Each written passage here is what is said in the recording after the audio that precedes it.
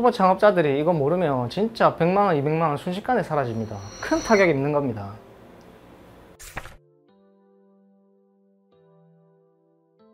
초보 창업자들이 좀 실수하는 부분이, 저도 그런 실수를 했지만, 예산을 잡고 가시는데 만약에 5천만 원이라고 예산을 측정하시면 무조건 그거보다 오버가 됩니다.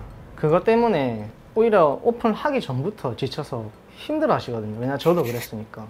그래서 물론 이 예산 잡는 거 힘들지만 한 3, 4개월은 견딜 수 있는 여윳돈을 조금 가져가시라고 말씀드리고 싶습니다. 초보 창업자라면 이게 얼마인지, 이게 얼마가 들어가는지 확실한 금액을 알 수가 없잖아요. 뭐 인터넷에 가격을 비교해서 한다든지 뭐 이렇게 하시겠죠. 근데 에어컨도 그렇고 큰 금액이 들어가는 뭐 냉장고라든지 이런 거는 제가 생각했던 것보다 금액이 다르거나 한 대를 더 넣게 되면 금액이 2배가 되거나 이런 부분이 엄청 많거든요. 그래서 모르시기 때문에 생기는 거라고 생각합니다. 이제 사야 할 것과 지원받을 수 있는 품목들이 따로 있거든요. 우리 음식점에는 냉장고가 가장 중요하니까 이제 냉장고를 주류에서 또 지원해주고 음료수 업체에서도 지원해주고 예전에는 가스 업체에서 간택기도 지원해주고 티슈 업체에서 보온고도 지원해주고 이런 부분이 엄청 많았는데 지금은 보통 이제 주류에서 냉장고 지원 정도 받고 있거든요. 그 부분은 아예 모르고 지원 안 받으시면 냉장고는 한 대에 50만 원, 뭐 40만 원 하니까 거기 몇 대 들어가 버리면 지원 받는 거랑 금액이 차이가 많이 나죠.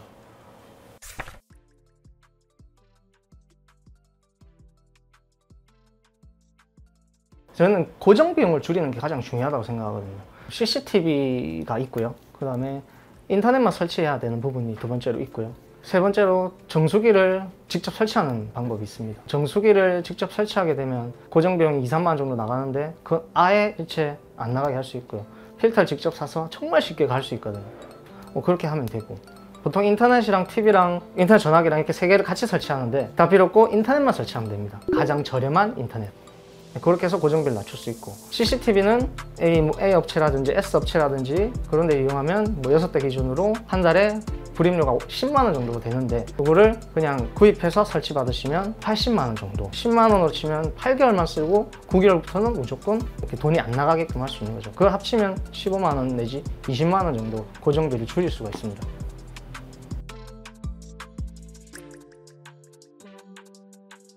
인터넷을 하나 설치를 하시고 전화선 이렇게 꽂아 쓰는 유선 전화가 꼭 필요합니다. 왜냐하면은 인터넷 하나만 가지고 결제를 하다가 만약에 옆에 선로 공사를 한다든지 옆에 인터넷을 설치하러 왔는데 저희 선을 끊을 때가 있거든요. 정말 많이 경험해 봤거든요. 그러면 그게 만약에 주말에 걸린다 그러면 3일 동안 인터넷이 안 됩니다. 그럼 결제를 못하고 현금으로 좀 주세요, 계좌이체 해주세요 이렇게 해야 되거든요. 그걸 방지할 수 있는 게 유선 전화인데 유선전화 한 달에 5,500원 정도 나가거든요. 같이 연결해두면 인터넷이 끊겨도 유선전화로 결제가 됩니다. 그래서 그거는 이제 제2 임기응변으로 무조건 만들어 놓으셔야 됩니다.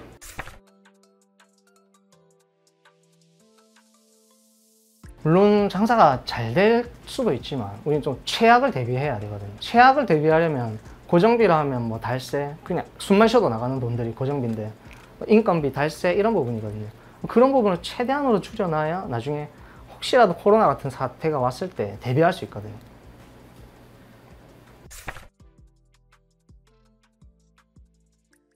일단 주류에서는 쇼케이스 지원되고요. 담당자의 역량에 따라서 한 대를 줄 수 있냐, 2대를 줄 수 있냐, 그거는 역량이거든요. 그러니까 제가 더 잘 알아야 되고. 음료수 업체에서도 쇼케이스 한 대 지원되고요.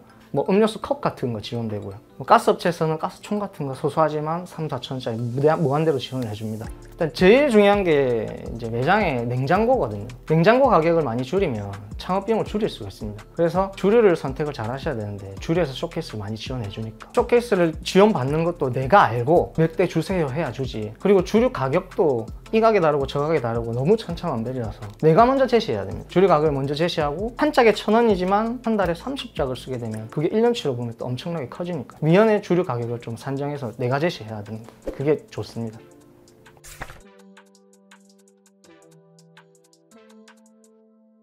네, 거기에 따른 뭐 영업하시는 분들도 많고 주변에 또 소개를 다 받아서 할 수 있거든요. 여러 군데를 몇 군데를 꼭 비교하셔가지고 몇 대 줄 수 있냐 물어보고 이 가격에 맞춰줄 수 있냐 이렇게 물어보고 선택하시는 게 좋습니다.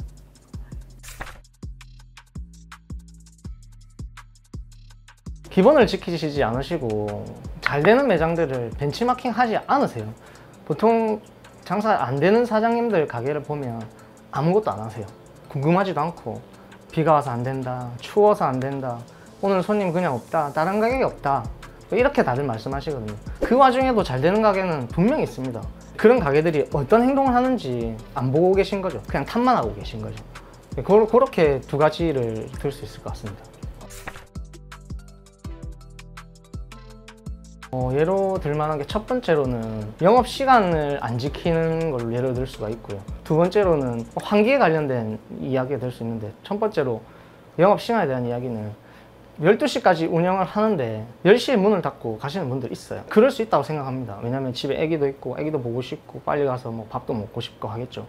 근데 12시까지 하고 11시까지 주문을 받는다고 적혀 있는데 그 시간에 오는 이유는 9시에 맞춰서 밥을 먹으러 그 시간에 오시는 분이거든요. 그 시간에 왔는데 문이 닫혔다.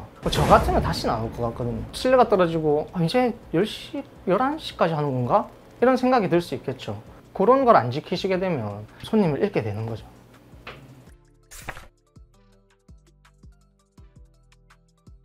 튀김기가 불이 올라가 있는 상태에서 후드를 끄게 되면 유증기가 여기 온 사방 돌아다니게 되거든요. 그러면 안에 있으신 분들은 괜찮아요. 계속 막고 있었으니까. 첫 입장하시는 손님들이 딱 문을 열고 들어오면 기름 냄새가 확 받치거든요. 고기 냄새가 확 받치고. 그렇게 되면 저는 제 기준에 다시 안 가게 되더라고요. 그런 게 아무것도 아니라고 생각하고 누가 가르쳐 주지도 않고 법으로 정해진 것도 아닌데 그런 것 때문에 손님들이 안 오게 됩니다. 장사 잘 되고 고급스러운 매장들은 환기 시스템이 엄청 잘 돼 있거든요. 거기에 치중을 많이 하고 아무리 그릴링을 하고 기름이 많이 나온다 하지만 그런 냄새가 없지 않습니까? 없고 매장도 깨끗하고. 근데 그런 부분을, 제일 기본적인 부분을 안 지키신다는 거죠. 이 매장은 처음 와본 거잖아요. 네. 특유의 기름 냄새 같은 게 전혀 안 나네요. 아, 네. 감사합니다.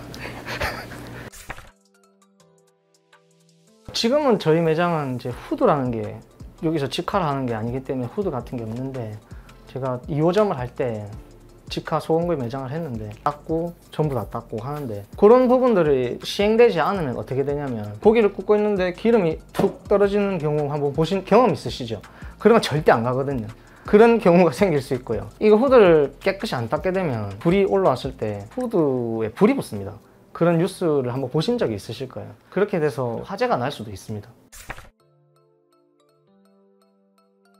식당 매장에서 가장 중요한 게 식자재 보관이거든요. 식자재 보관은 냉장고에다 하겠죠. 그 냉장고는 지원을 받을 수도 있지만 내 건 아니지만, 그래서 사장님들이 소홀하게 대하거든요. 결과적으로 냉장고가 고장나면서 타격받는 건 접니다. 여름에 냉장고가 고장나면 고기가 상할 거고 식자재 다 안 좋아져서 문을 닫아야 되겠죠. 근데 그런 부분을 사장님이 안 챙기시는데, 냉장고도 고장나기 전에 신호를 보냅니다. 자동차도 신호를 보내듯이. 팬이 끼리끼리 소리가 난다든지, 쇼케이스가 갑자기 얼어버린다든지. 냉장 쇼케이스인데 어는 경우가 있거든요. 그런 경험이 있는데, 사장님들은 가시면서 계속 체크를 해주셔야 돼요. 냉장고 잘 돌아가나, 이게 제일 중요한 거니까. 그런 부분 항상 체크해가지고 수리업체에 연락을 해서 냉장고가 멈추기 전에 빨리 수리해서 영업시간 운영에 지장 없게 만드는 게 중요합니다. 유지를 계속 잘 해주는 방법밖에 없습니다. 근데 한 번에 몰아서 하게 되면 이게 일이 돼버리니까 매일 닦는다든지 아니면 일주일에 한 번을 닦는다든지, 그렇게 계속 닦아주고 계속 관리해줘야 이게 유지 비용도 덜 들거든요. 고장나면 갈아야 되니까 그렇게 운영을 해야 됩니다. 닦고 조이고 기름 쳐야 됩니다. 네.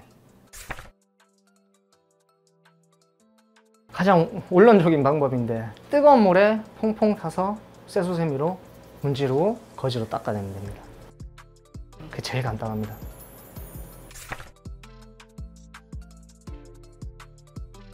저는 항상 기름때는 쇠수세미로 지워야 된다는, 깨끗하게 지워야 된다는 생각이라서, 지금 보시다시피 테이블이 벽 쪽으로 붙어 있는데 양념이 계속 벽에 튀더라고요. 그래서 지운다고 너무 빡빡 지워보니까 지금 저기처럼 하얗게 페인트가 다 일어나 버려서 또 칠하고 하는 이런 경험이 있습니다. 최대한 보수를 한다고 하는데 색깔도 똑같지도 않고. 요즘에는 다이소가 너무 좋아서, 다이소 가시면 청소 박사라고 물티슈 같이 생긴 기름때 제거하는 게 있거든요. 그거 2,000원밖에 안 합니다. 그걸로 묵은 때는 안 지지만 웬만한 건 다 지더라고요. 저는 그거 많이 사용하고 있습니다.